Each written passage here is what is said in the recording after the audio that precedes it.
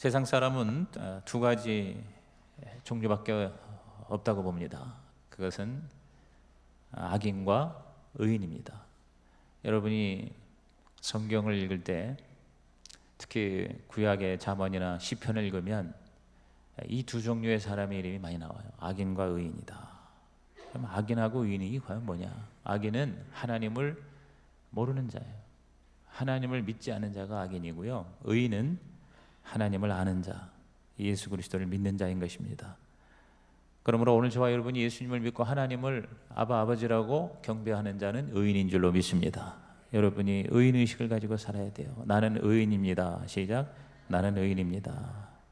근데 시편 기자는 이 의인에 대한 별명을 붙여줬어요. 시편 150편인데 첫 편의 첫 구절에 별명을 붙여줬어요. 여러분의 별명이 있죠?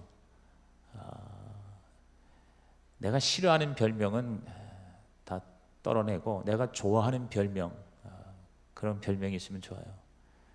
우리 꼭 1년 됐는데 우리 교회가 이 분당 자전거 연합에서 자전거 사역을 하기 시작한 지가 1년 됐습니다.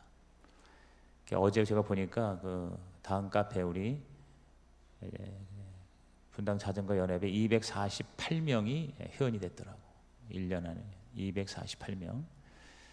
근데 요새 자전거 이 카페나 또 동호회 중에 가장 활발하게 활동하고 있는 카페로 알려져 있어요. 그래서 자전거에 관심 있는 사람이 딱 우리 분당에 사는 사람이 치면은 제일 먼저 나오는 게 우리 분자연이에요. 분당 자전거 연합. 근데 이제 거기에 회원으로 가입을 하는 거는 뭐냐면 자기 실명으로 안 하고 별명으로 해요. 별명, 닉네임.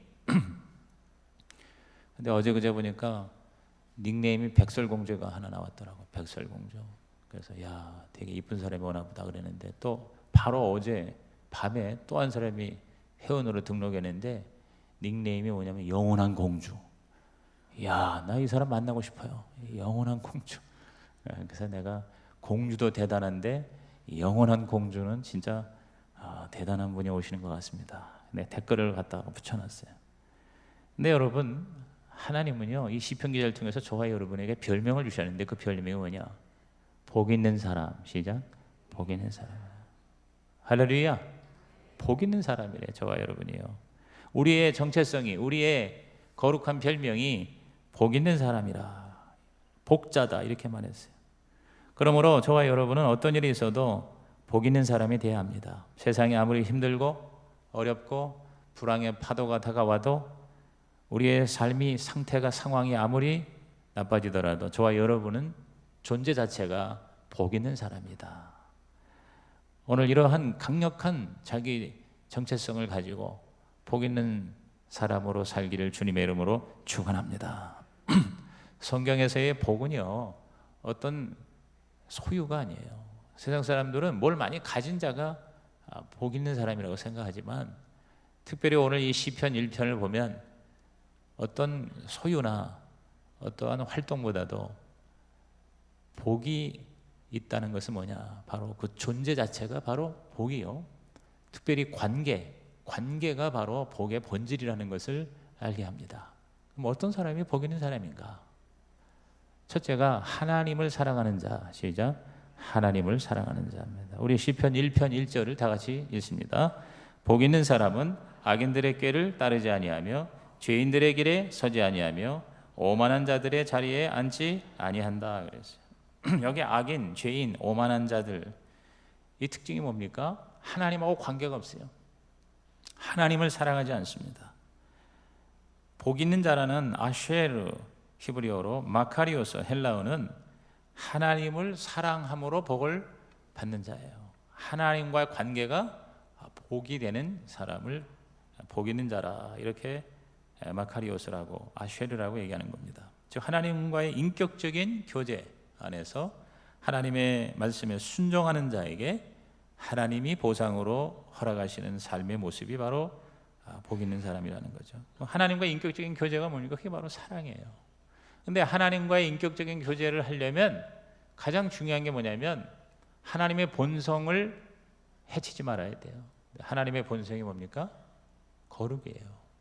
하나님을 정의한다면 God is holy예요. 하나님의 품성, 하나님의 존재는 바로 거룩하신 하나님이에요. 따라합시다. 하나님은 거룩하시다. 그래서 하나님의 그 어떤 성품이나 속성이나 또 정의를 내릴 때 가장 많이 성경에서 선포하는 것이 God is love, God is holy예요. 즉 하나님은 사랑이시다. 그리고 하나님은 거룩하시다. 그렇기 때문에 우리가 복 있는 사람이 되려면 바로 이 하나님의 품성으로 내 자신이 가까워져야 된다는 거죠. 이 거룩이라는 하기오스라는 말은 구별의 의미를 가지고 있어요. 구별이 된다는 거예요. 구별. 그래서 소극적으로는 하나님을 떠난 자와 구별합니다. 여기 보면 죄인이나 또 악인이나 오만한 자는 바로 뭐냐면 하나님을 떠난 자예요. 하나님이 없는 자예요. 그러니까 하나님 없는 자들과 우리가 구별이 돼야 돼요. 세상 사람과 구별이 되는 거. 이것이 바로 우리 그리스도인이죠. 근데 그것으로 끝나는 게 아니라 적극적으로는 이제 2절부터 1절은 소극적으로 죄인, 악인, 오만한 자에 가까이 하지 않는다. 그런 구별이면서 2절 이후부터는 적극적인 구별이에요. 소극적 구별이 아니라 적극적인 구별인데 그게 바로 뭐냐? 하나님을 따르는 자로서의 구별이에요. 하나님을 따르는 자, 즉 하나님을 위하여 사는 자로서의 구별이에요. 그러니까 from과 for가 있는 거예요. from, 즉 악한 자들로부터 구별이 될 뿐만 아니라 for예요. for, 무엇을 위한 구별이냐? 바로 하나님을 사랑하고 하나님을 위해서 사는 자로서의 구별. 이게 바로 뭐예요? 그게 거룩이에요. 그러니까 우리가 그리스도인이라는 것은 바로 이러한 구별된 삶을 사는 거예요. 하나님하고 가까우고 하나님이 아닌 것과는 우리가 뭐예요? 멀어지는 거죠. 여러분 그 엘러지가 심한 사람 있죠? 계절이 바뀌면은 그 기침을 하고 콧물이 나고 별거 아닌 그 꽃가루에 그 엘러지가 있어요. 또 어떤 사람은 음식에 엘러지가 있어요. 복숭아에 복자만 나와도 비읍자만 나와도 두드리가 나는 사람 봤어요. 땅콩에 또 엘러지 있는 사람이 있죠. 여러분이 혹시 엘러지가 있습니까? 그런 특별한 음식이나 어떠한 상황에 엘러지가 예민한 사람이 상상을 초월하게 예민합니다. 이 엘러지라는 것은 외부에서 침입한 바이러스나 세균을 공격해야 하는 이 면역 체계가 지나치게 과민해져서 보통의 일반 세포들까지도 공격하는 그러한 아주 예민한 반응이 바로 엘러지입니다. 아르렉이라고 하는데 영어로는 엘러지라고 해요. 그런데 우리 이 거룩하신 하나님도 이 죄에 대해서 굉장한 엘러지를 가지고 계세요. 거룩이란 바로 면역 체계와 같아요. 그런데 죄라는 바이러스나 이 세균이 다가오면요, 이 거룩이라는 면역 체계가 거기에 대해서 굉장히 예민하게 반응하는 거예요. 그래서 여러분 거룩하다는 것은 죄에 대해서 아주 예민하게 반응하는 게 거룩이에요. 예를 들어서 우리들이 생각하는 이 죄에 대해서는 예수 믿지 않은 사람들은 받아들일 수가 없어요. 우리가 보통 복음을 전할 때 우리가 죄인이라고 그러면은 대부분의 사람들이 거부 반응이 일어나요. 내가 왜 죄인이냐 이거야. 그러니까 죄에 대해서 얼마나 둔감하고 얼마나 무디고 얼마나 죄에 대해서 여러분 아이디어가 없어요. 그런데 영적으로 성숙했다는 게 뭐냐면 남은 죄라고 생각하지 않는 것도 죄라고 인식하는 것이 그게 영적인 성숙이죠. 가장 그 대표적인 성경의 예가 사무엘 선지자예요. 여러분 사무엘이 뭐를 죄라고 여러분 정했습니까? 내가 기도하기를 쉬는 죄를 범하지 않기를 원합니다. 그랬어요. 저와 여러분이 뭐 기도 좀 안 했다고 내가 죄라고 생각하는 사람이 여러분 그렇게 많지 않아요. 그런데 사무엘은 자기가 기도하는 거를 쉬는 거를 죄라고 생각한다 이 말이에요.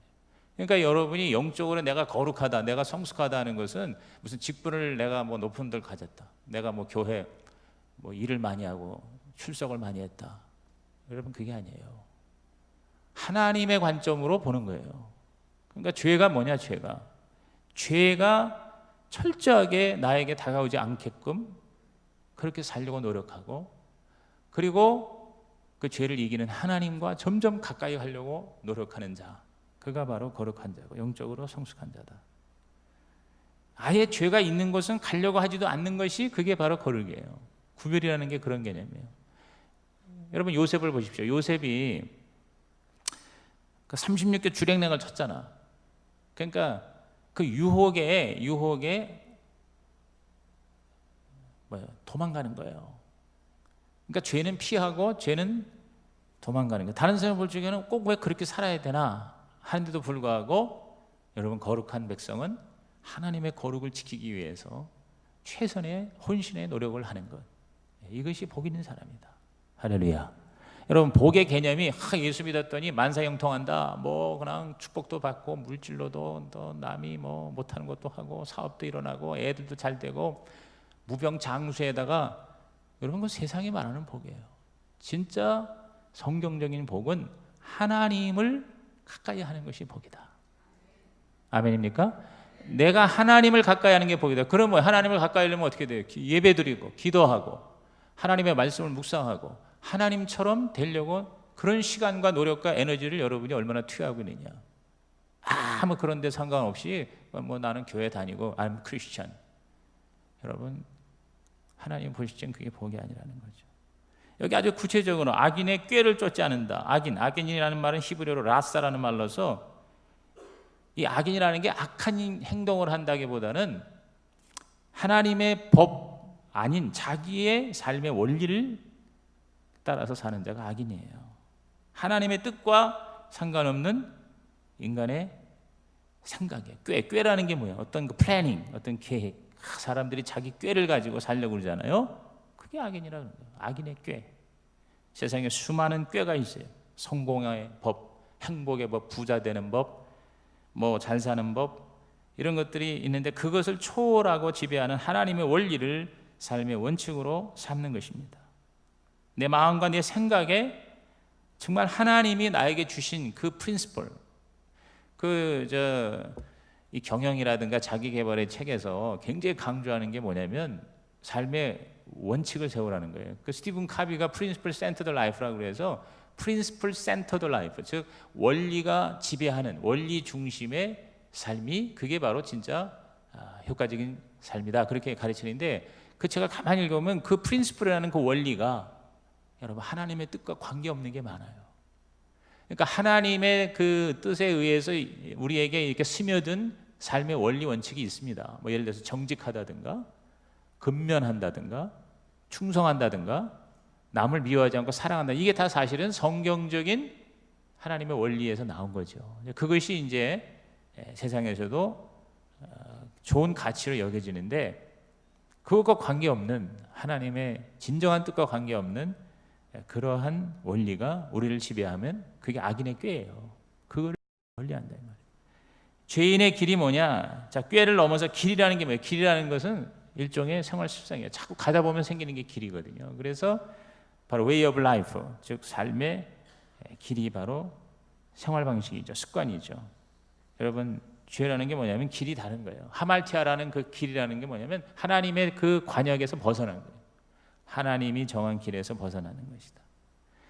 그러니까 거룩이라는 거는 제가 아까 설교 전에 기도할 때도 얘기했지만 항상 하나님의 몫이 있고 나의 몫이 있어요.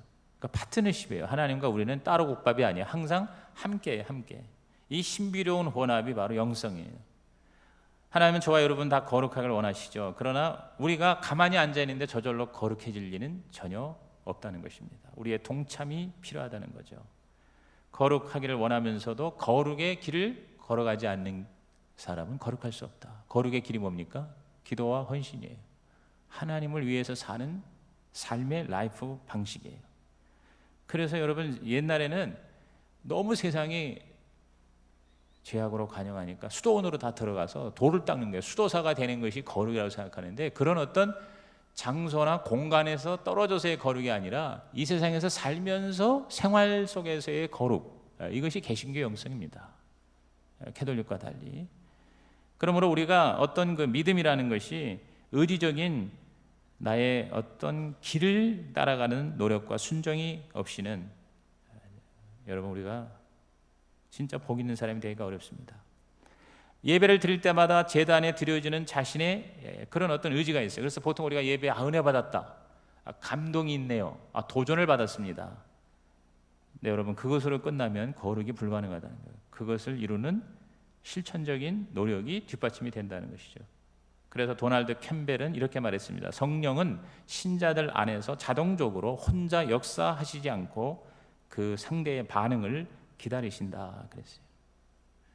저는 제가 오래전에 그 펜사콜라 부흥 현장에 가봤었어요. 한 보름 동안 내가 그 플로리다의 펜사콜라에서 머물면서 그때 그 브란스빌 교회에 한 몇 년 동안을 매일 하루에 7시간씩 예배를 드렸어요. 여러분 생각해 보세요. 매일 7시간, 저녁 7시에 시작해서 새벽 2시에 끝나는데 그 7시간의 예배를 드리면서 어마어마한 부흥의 역사가 일어났어요. 제가 그때 가 있을 때 엄청난 막 50여 명의 그 오토바이 폭주족들이 우통다받았는데 다 문신을 한 그런 사람들이 오토바이를 끌고 거기를 와가지고 거기서 깨지는 장면을 보고 충격을 받았어요. 근데 그때 2시간씩 설교하면서 사람들을 변화시키는 부흥의 주역이 바로 스티브 힐이라고 하는 분이에요. 이 스티브 힐이라고 하는 목사님이 그 오토바이 폭주족이라든가 온갖 그 타락한 자들을 너무나도 잘 알아요. 왜냐하면 자신이 그런 삶을 살았었어요. 마약과 알코올 중독과 그리고 이 성적인 타락에 아주 만신창이가 됐던 사람인데 그가 예수를 믿고 변화를 받아서 주요정이 됐어요. 근데 그가 이러한 메시지를 전했습니다. 제가 한번 읽어드릴게요. 인간에게 전에 없던 유혹이란 없다. 하나님은 당신에게 피할 길을 보내신다. 그러나 당신이 자원해서 그 피할 길을 취해야 한다. 나는 갈 때까지 간 알코올 중독자였다. 위스키를 그것도 스트레이트로 날마다 마셨다. 나는 마약 중독자였다. 코카인을 코로 마시고 팔뚝에 맞았다. 안 한 짓이 없었다. 그런데 하나님은 마약을 밝히는 욕망에서 나를 절대 건져주시지 않았다. 절대로 말이다. 오히려 다시는 마약에 손대거나 술을 마시지 않기로 내가 결단해야 했다. 여러분 가운데 포르노에 빠진 이들은 음란한 욕망을 없애달라고 하나님께 기도할지 모른다. 당신은 호르몬이 있는 남자다. 당신은 느낄 걸 다 느낀다. 10대 때부터 그랬고 죽날까지 그럴 것이다. 하나님이 당신의 욕망을 없애실 수 없다는 말이 아니다. 그분은 하실 수 있다. 다만 내 삶이나 지난 세월 내가 대해온 수많은 사람들의 삶 속에서 그분은 한 번도 그러신 적이 없었다. 포르노 중독자들도 마찬가지다. 그들의 99%는 결단을 내려야 했다. 그들은 성인 잡지 진열대 앞에 가지 않기로 아내와 가족들에게 충절을 지키기로 결단해야 했다 그랬어요.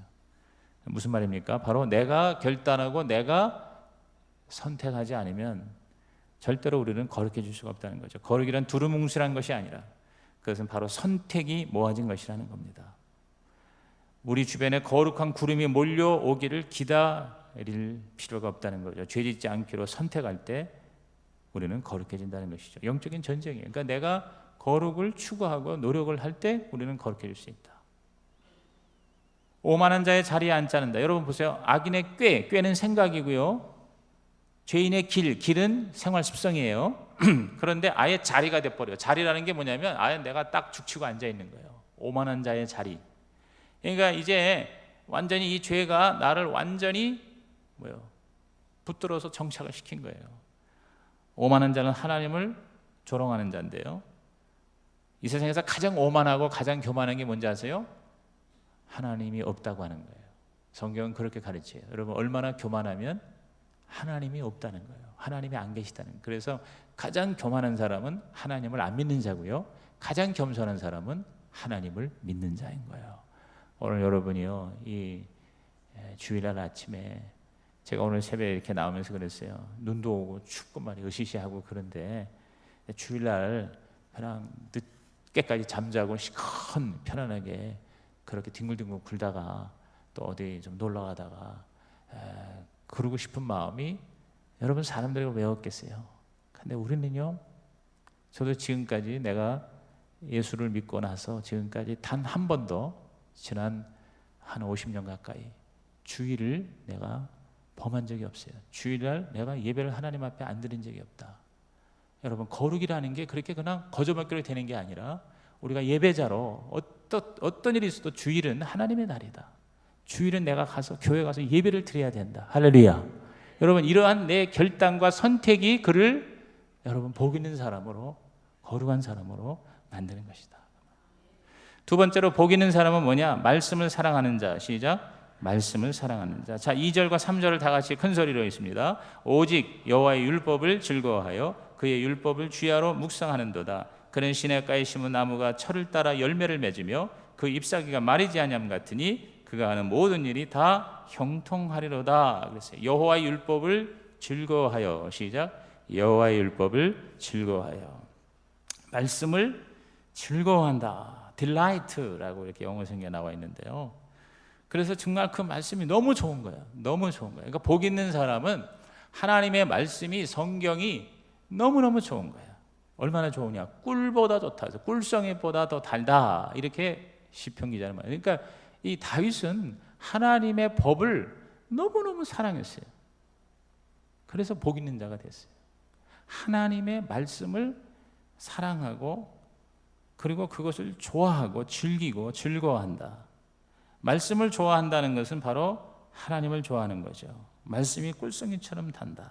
여러분, 그 유대인들은 그 유치원에 들어가면 첫 번째 날은 뭘 하냐면, 이 토라라고 그래서 그 모세의 그 율법 있잖아요. 그 율법 10계명 돌판에다가 그런 모형들이 있을 거 아니에요. 거기다가 꿀을 잔뜩 발라가지고 유치원 신입생 첫날 아이들한테 그 꿀을 갖다 핥아먹게 한대요. 얼마나 신나. 그냥 그 왜 그러냐면, 말씀이, 여호와의 율법이 꿀송이보다 달다는 거를 이 피부로 느끼게, 감각으로 느끼게 그렇게 한다고 그래요. 여러분, 이 꿀이라는 게 정말 완전 식품이잖아요. 벌이요, 꿀 1kg을 얻기 위해서 수백만 개의 꽃송이와 물과 흙을 찾아다닌대요.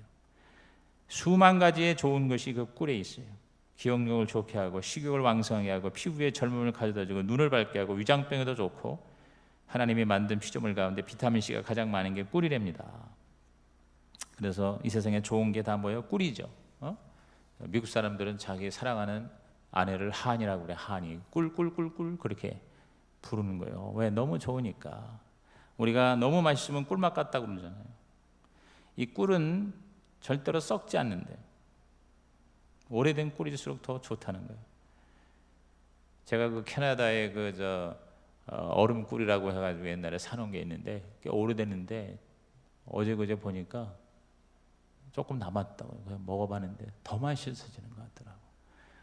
여러분, 이렇게 꿀보다도 더 단 하나님의 말씀으로 내가 느껴지는가? 여러분, 저와 여러분이 정말 복 있는 사람이 되기 위해서라면 하나님의 말씀을, 성경 말씀을 너무너무 좋아하고 사랑하는 자가 되기를 주님의 이름으로 축복합니다. 근데 그게요, 안 돼요. 아무리 얘기를 해도 안 돼요. 그게요, 내 마음에 이 말씀이 달아야 돼요. 그게 복이라는 거예요. 복이 딴 게 아니라 하나님 말씀이 꿀보다 달아.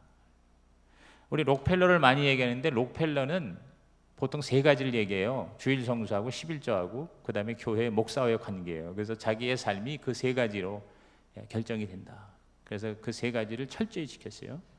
근데 사실은 네 가지, 하나 더 있어요. 그게 뭐냐면, 록펠러는 말씀을 사랑한 사역가였어요. 성경을 너무너무 가까이 했어요. 늙어서 눈이 어두워졌을 때는 성경 읽어주는 사람을 돈을 주고 채용을 해서 귀로 성경을 들으면서 단 하루도 하나님의 말씀을 섭취하지 않은 날이 없었다고 그랬어요.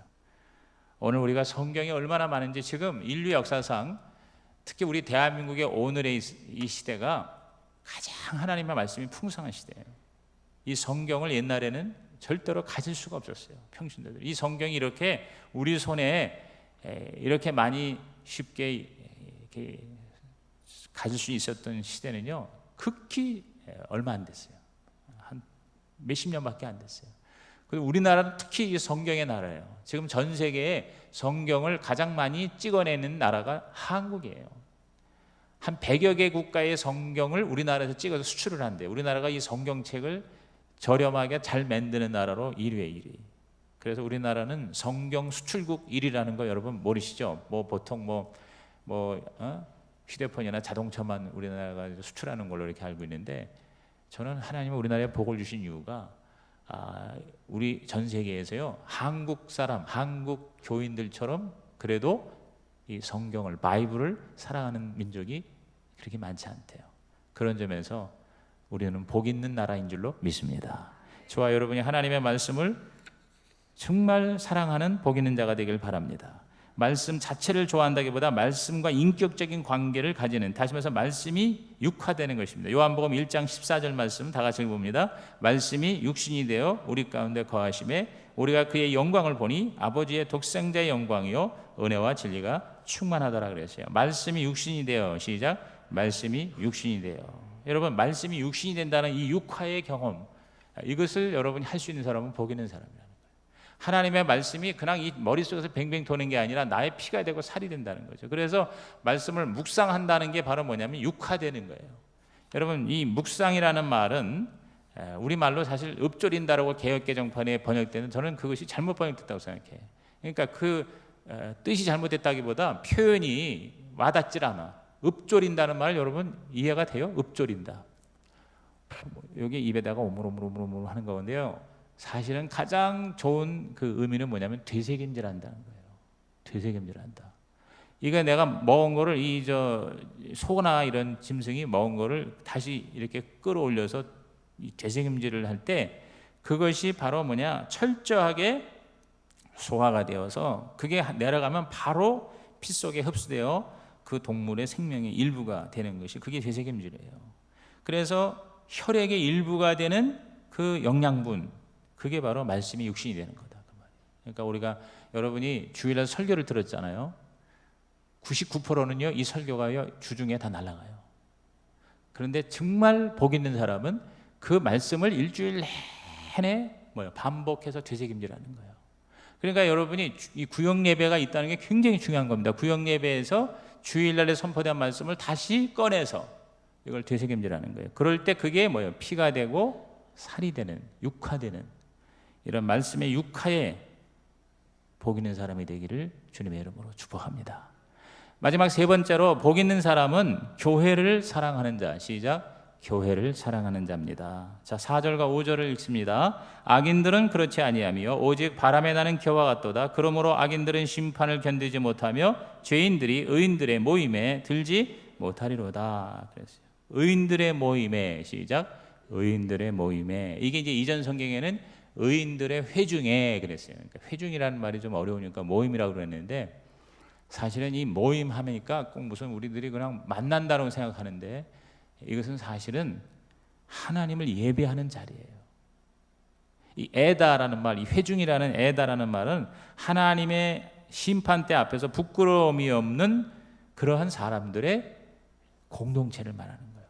그래서 우리 복 있는 사람은 의인들의 회중, 다시 말해서 오늘 말하면 우리 공동체, 교회 공동체, 이 교회 공동체가 하나님의 심판을 면하게 하는 구원의 방주고, 그리고 거듭난 의인들이 그 의를 지키는 바로 가족이 되는 거예요.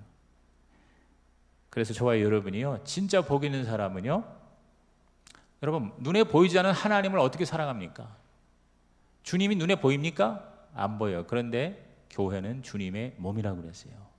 교회는 그리스도의 몸이니 만물 안에서 만물을 충만케 하는 자의 충만이라고 그랬어요. 그렇기 때문에 인간적인 눈으로 볼 때 교회가 문제가 많고 불완전하고 요새 교회에 대해서 재정 비리 스캔들 어쩌고 많아가지고 온통 교회가 난도질을 당하는데요. 여러분, 놀라운 신비는 바로 그러한 복잡하고 문제 많고 불완전한 인간의 모임 안에 하나님이 역사하신다는 거예요.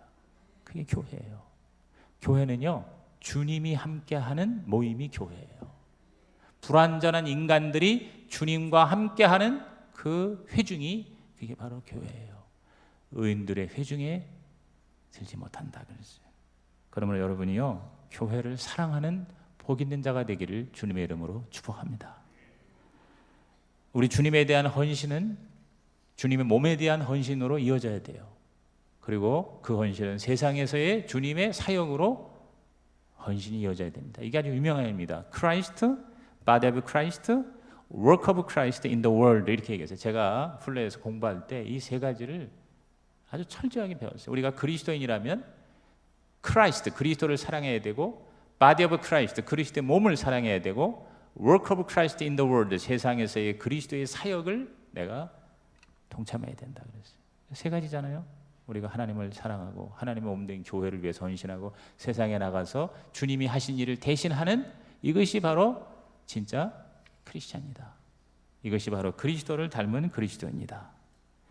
잠언서 11장을 보면은요, 이런 말이 있습니다. 성읍이 부흥하려면 성읍을 위해 축복하는 사람이 성읍을 위해 저주하는 사람보다 많아야 하고, 정직한 자와 거룩한 자와 기도하는 사람이 거짓을 말하고 돌아다니며 험담하는 말을 하는 사람보다 많아야 합니다. 성읍이 바로 교회예요. 가정이고 그리고 나라예요. 오늘 여러분이 속한 공동체를 위해서 여러분이 저주하는 자가 아니라 축복하는 자가 되기를 주의 이름으로 축원합니다. 여러분이 여러분의 교회를 사랑해야 돼요. 교회를 함부로 얘기하는 사람이 있어요. 교회가 이러고 저러고 막 그런데 여러분 교회는 바로 나예요. 교회는 바로 여러분이에요. 내가 바로 결함이 많아요. 교회가 결함이 많은 이유예요.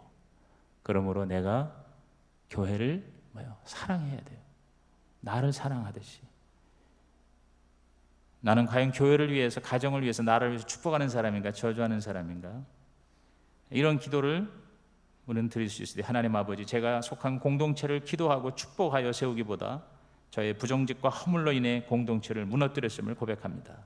나라를 위해서 기도하고 축복하기보다 불평함이 더 많았음을 고백합니다. 저의 허물을 용서하여 주옵소서. 이제는 공동체를 위해 더 많이 기도하고 더 많이 축복하는 삶을 살겠습니다.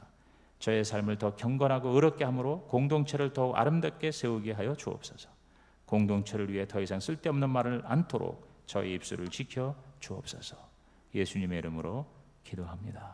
아멘. 저와 여러분이 교회를 위해 기도하고 교회를 위해서 헌신하고 교회를 사랑하는 진짜 복 있는 사람이 되기를 주님의 이름으로 축원합니다. 여러분, 교회를 우습게 여기는 사람이 복을 받는 걸 나는 본 적이 없어요. 진짜 교회를 위해서 누가 뭐라고 그래도 자기 교회를 지키기 위해서 최선을 다하면서 충성하는 사람들이 결국은 여러분 복을 받아요. 자손들이 잘 되고 그리고 하나님이 귀하게 쓰시는 것입니다. 결론은 뭡니까? 6절이에요. 우리 6절을 다 같이 읽습니다. 무릇 의인들의 길은 여호와께서 인정하시나 악인들의 길은 망하리로다. 복 있는 사람은 결론이 뭐냐? 여호와께서 인정하셔야 된다. 하나님의 인정을 받는 자가 복 있는 자예요. 우리가 사람에게 인정을 받는 것도 얼마나 대단합니까? 그래서 사람은 이 인정 욕구 때문에 인정받으려고 몸부림칩니다. 부모한테, 스승한테, 목사한테 사람들이 인정받으려고 얼마나 애를 씁니까? 근데 여러분, 하나님께 인정받는 것이 그게 바로 진짜 복 있는 사람이라는 사실을 깨닫는 저와 여러분이 되기를 주님의 이름으로 축원합니다.